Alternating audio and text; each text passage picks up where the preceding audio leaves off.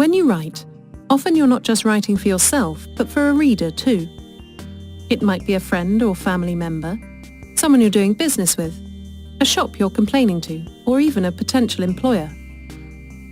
How you spell is as important in creating an impression as what you say.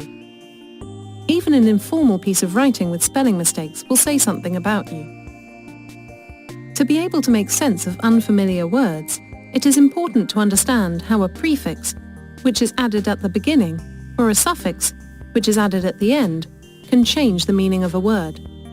However, no matter how good at spelling you are, there will always be some words that trip you up, or you find difficult to work out the meaning of. In work, education, or at home, you will come across new words all the time, and it is important to be able to work out what they mean. If something is spelt wrongly, it doesn't reflect well on you, especially if it is in a job application or an important email or letter. A word that has meaning on its own is known as a root word. You can make new words from it by adding beginnings, prefixes, and endings, suffixes. Take the word comfort.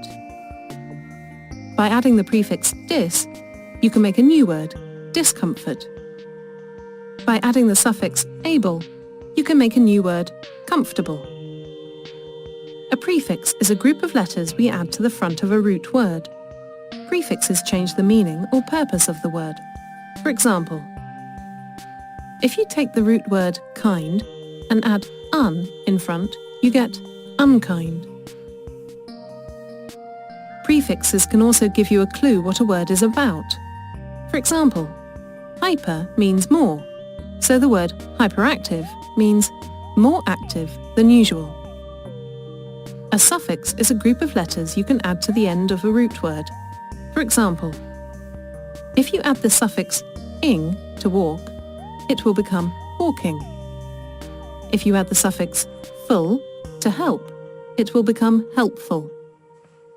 If you add the suffix ly to happiness, it will become happily. The suffix ly can often cause problems with spelling. It is known as a derivational suffix, as it changes a word from an adjective into an adverb. So here are some rules. If a word ends in y, change this to an I before adding the ly. For example, happy becomes happily. If the word already ends in an L, then the adverb will have double L. For example, thoughtful becomes thoughtfully. If a word ends in E, just add the ly. If a word ends in le, take off the E and just add y. For example, single becomes singly. Another suffix to be aware of is cian, for example in beautician and magician. There are also other suffixes that have the shun sound. For example, reduction, intrusion, and discussion.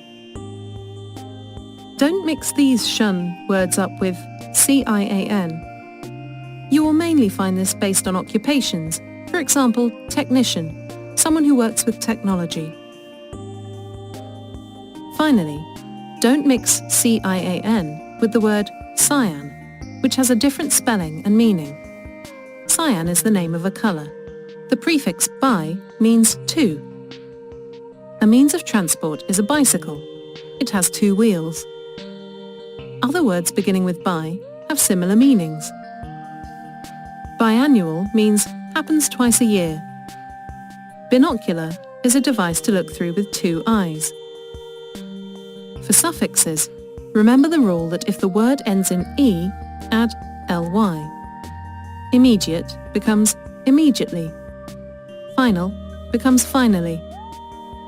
Beauty becomes beautician.